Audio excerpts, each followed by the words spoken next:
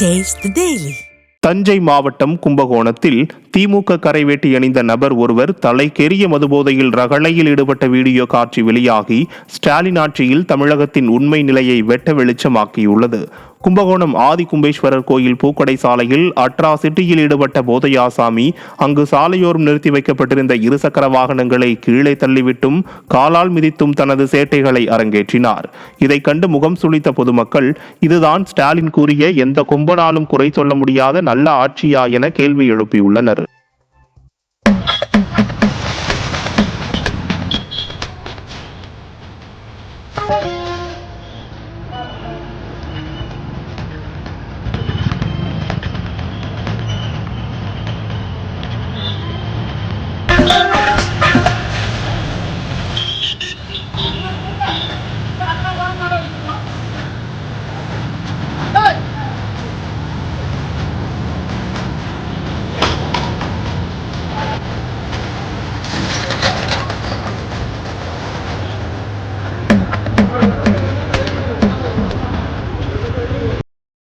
தாம்பரம் தர்கா சாலையில் இருசக்கர வாகனத்தில் வந்தவர் நிலை தடுமாறி கீழே விழுந்தபோது கார் ஏறி இறங்கியதில் ஒருவர் பலியானார்.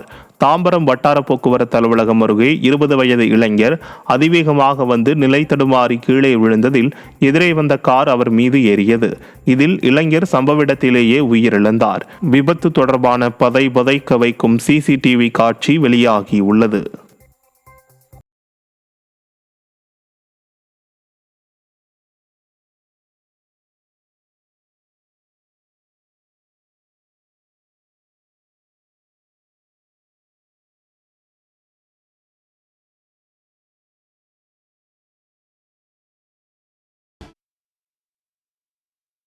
கடலூர் மாவட்டம் வேப்பூர் அருகே 4 வயது சிறுவன் குளத்திலிருந்து சடலமாக மீட்கப்பட்ட சம்பவம் பெரும் சோகத்தை ஏற்படுத்தியுள்ளது.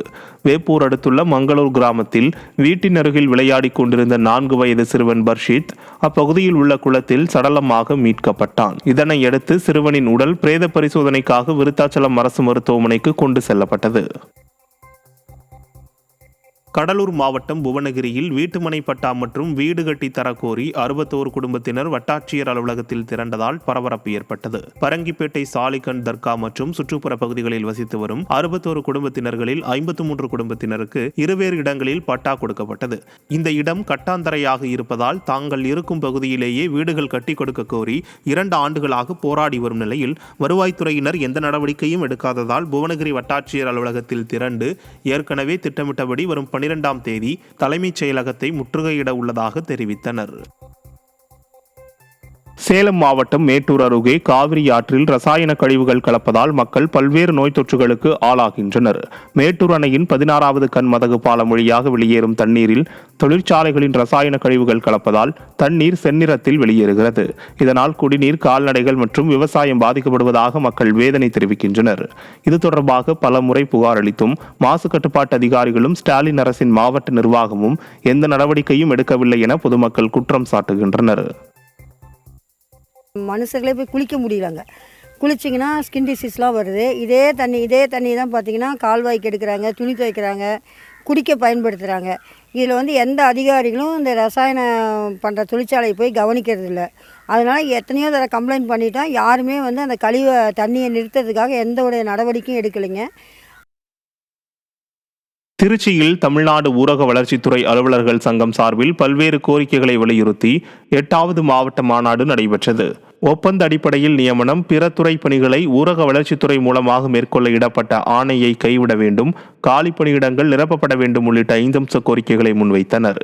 விளம்பரமாடல் அரசு கவர்ச்சி வாக்குறுதிகள் மூலம் ஆட்சியை பிடித்து அதை நிறைவேற்ற முடியாமல் ஏமாற்றி வருவதாக குற்றம் சாட்டினர். ராமேஸ்வரம் நகராட்சியுடன் தங்கள் ஊராட்சியை இணைப்பதற்கு தங்கச்சிமடம் பொதுமக்கள் எதிர்ப்பு தெரிவித்துள்ளனர். இது தொடர்பான கருத்து கேட்பு கூட்டத்தில் பங்கேற்ற பொதுமக்கள் நீர்வள ஆதாரங்களை அபகரிக்கும் திட்டத்தோடு ராமேஸ்வரம் நகராட்சியுடன் தங்கச்சிமடம் ஊராட்சியை இணைக்க திட்டமிடப்படுவதாக தெரிவித்தனர். இவ்வாறு இணைத்தால் வீட்டு வரி, தண்ணீர் வரி, நிலவரி, திட்டவரி என பல வரிகள் உயரும் என கூறி எதிர்ப்பு தெரிவித்தனர்.